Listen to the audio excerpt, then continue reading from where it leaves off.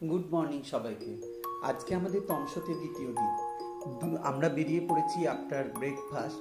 আমরা তমসর দুটো মিউজিয়াম, কেবল কার, চার্চ সমস্ত দেখব বলে। এই সেই ব্রিজ, যে ব্রিজটা মূল ভূখণ্ড থেকে আমাদের তমসো আইল্যান্ডটাকে যুক্ত করেছে। এই যে সামনেই দেখা যাচ্ছে তমসো ক্যাথিড্রাল, এটা হলো আরটি ক্যাথিড্রাল। এখানেও নিয়ে আসবো তোমাদেরকে ঘোরাতে। চলো, তার আগে আমরা কেবল কারে করে ঘুরে আসি আর তোমাদেরও সঙ্গে করে ঘুরিয়ে নিয়ে আসি।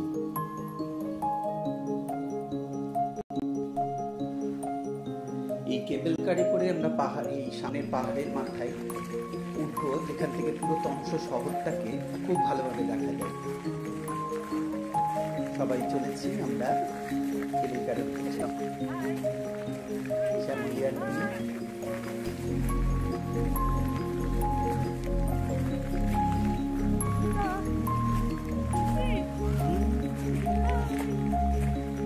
সাথী আন্টি, রবীন্দ্র আঙ্কেল, অন্বিতা আন্টি পেছনে ছিল। সব লাইন দিয়ে চলেছি কেবল কারে উঠবো বলে। কবি প্রত্যেককে টিকিট বুঝিয়ে দিচ্ছে।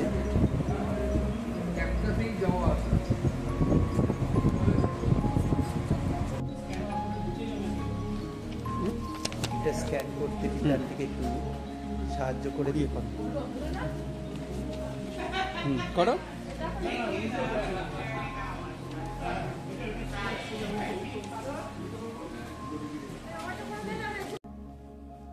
এই যে যাচ্ছে, দুটো কালারের ছিল কেবল কার। একটা হচ্ছে রেড আর একটা হচ্ছে ইয়েলো। একটা নাম সিল আর একটা নাম হচ্ছে পোলার বিয়ার। এই যে একটা কেবল কার চলে যাওয়ার পরে এই ইয়েলো কালারেরটা এসছে। এই কালার এই কেবল কারে করেই আমরা ওপরে যাব।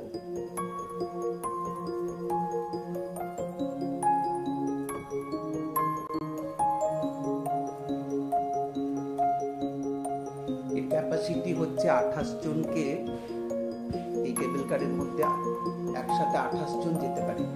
আর সি লেভেল থেকে 421 মিটার উপরে মাত্র 4 মিনিটে এই কেবল কার নিয়ে যাবে। আমাদের শুরু হয়েছে কেবল কারের জার্নি। দেখো দূরে তমসো শহরটাকে। আমরা ছিলাম জাস্ট ওই যে দূরের আইল্যান্ডটা দেখছো, ওইটাতে ছিলাম রাত্রিরে। এটা হচ্ছে মূল ভূখণ্ড।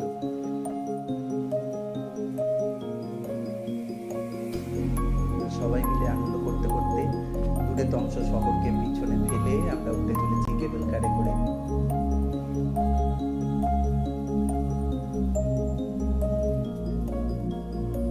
চারদিকে সৌন্দর্য দেখার মতো।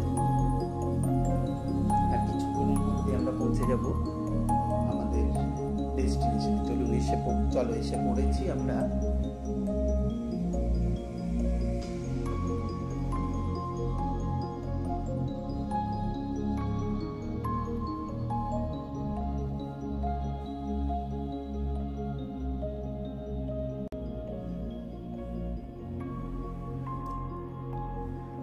স্ট্যাচুর মতো দাঁড়িয়ে আমাদেরকে রাস্তা দেখাচ্ছে, এই দিক দিয়ে যেতে হবে ওপরে।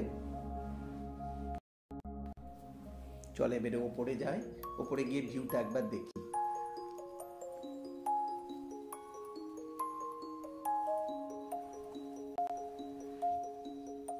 ওপরে একটা সুন্দর রেস্টুরেন্ট ছিল, একটু বসার জায়গা ছিল, নিজেকে গরম করার জন্য একটু কফি স্ন্যাক্স এখানে বিক্রি হচ্ছিল। আর এটা হলো বাইরের ভিউ। জাস্ট দরজাটা খুলে এটাই হলো বাইরের ভিউ।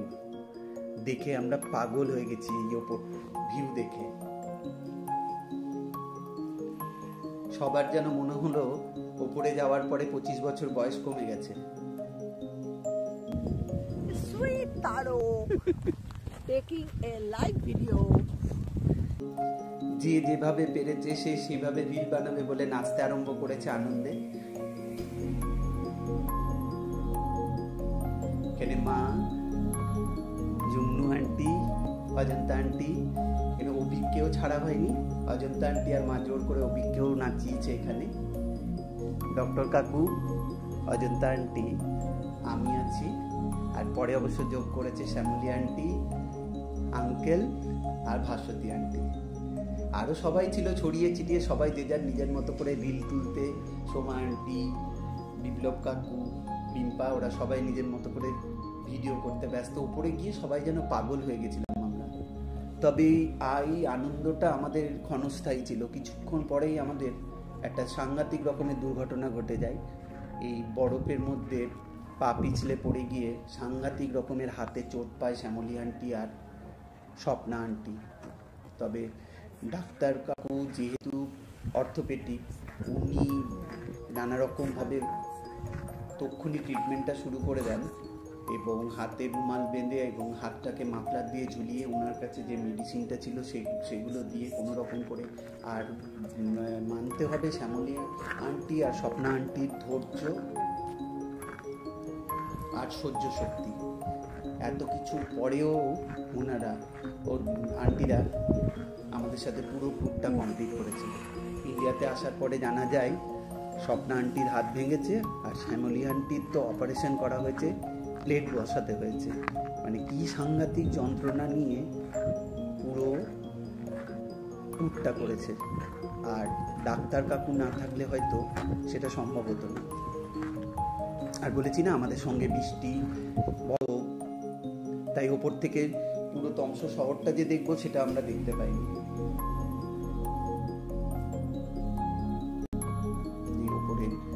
ওপর থেকে এবারে নামার পালা, আমরা নামছি। আর ওই যে দূরে ব্রিজটা দেখা যাচ্ছে, ওই ব্রিজে করেই আমরা যাওয়া আসা করছি। ব্রিজটা সম্বন্ধে নিশ্চয়ই তোমরাও এত ভালোভাবেই চিনে গেছো। অনেকবারই ব্রিজের ওপর থেকে ওই ওপর দিয়ে আসা যাওয়া করছি। আমরা আছি এইখান থেকে ওপর থেকে পুরো তমসো আইল্যান্ডটা এবং আশেপাশের আইল্যান্ডগুলো দেখা যায়।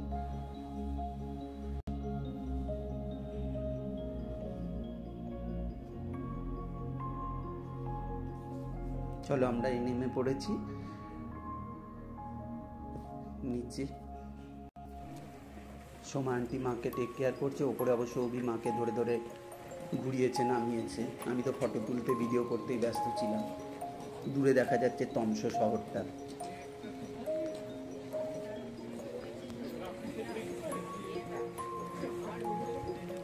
চলো এসে পড়েছি আমরা ক্যাথিড্রালে।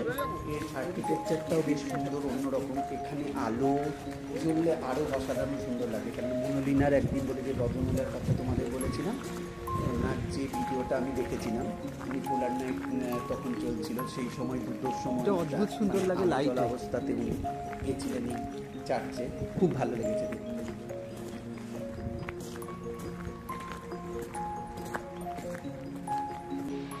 এই যে ব্রিজ, এই ব্রিজে হেঁটে প্রচুর লোক যাওয়া আসা করে এবং মর্নিং ওয়াকও করতে দেখা গেছে। আর তবে দুপাশেই হাঁটার ব্যবস্থা থাকলেও দুপাশে কিন্তু রেলিংয়ের গার্ড করা ছিল। শোনা যায় নাকি সুইসাইড আটকানোর জন্য এটা করা হয়। এই ক্যাথিড্রালটার আর্কিটেকচারটা অসাধারণ সুন্দর, খুবই ভালো লেগেছে।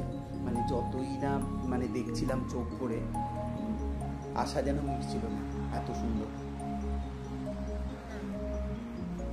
মা দাঁড়া ওখানে, মা।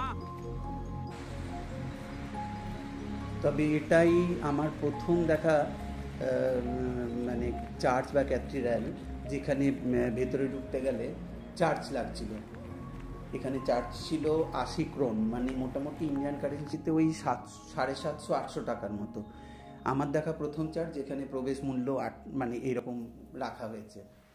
তো আমরা ভেতরে যাইনি যদিও, তবুও দেখি ক্যামেরাটাকে একবার কাঁচের মধ্যে লাগিয়ে ভেতরটা দেখা যায় কিনা।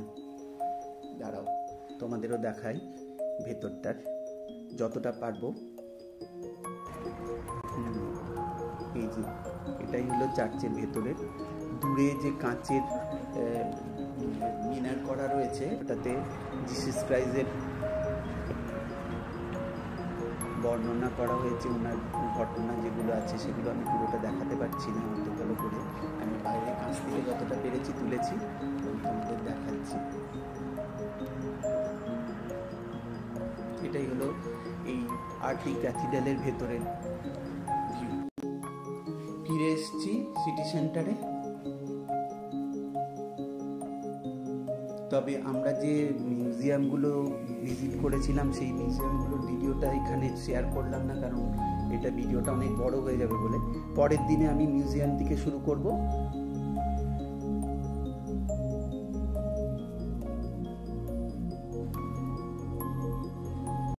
আজ আমরা যাচ্ছি একটা ইন্ডিয়ান রেস্টুরেন্টে খাবো বলে। ওদের খাবার ঠিক মতো খাওয়া যাচ্ছিল না, মানে ওদের খাওয়ার যে ধরনগুলো, ওরা অনেকটাই কাঁচা কাঁচা খায়। আজকে একটু মন ভরে খাবো, কারণ আজকে ইন্ডিয়ান রেস্টুরেন্টে আমাদের ডিনারটা।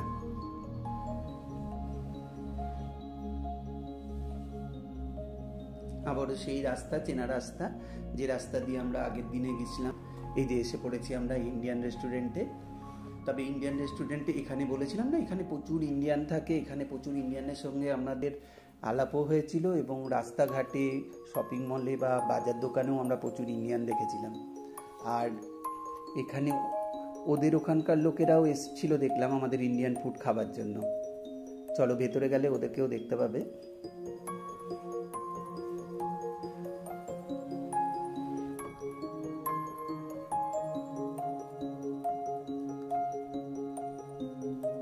এই যে রেস্টুরেন্টের ভেতরে দেখো প্রচুর নরওয়ের লোকেরাও আছে যারা ইন্ডিয়ান ফুড খেতে এসেছে। এই আমাদের ইন্ডিয়ান রেস্টুরেন্ট। আজ একটু ভালো করে খাবো। চলো তাহলে ভিডিওটা এখানেই শেষ করছি। ভালো থেকো।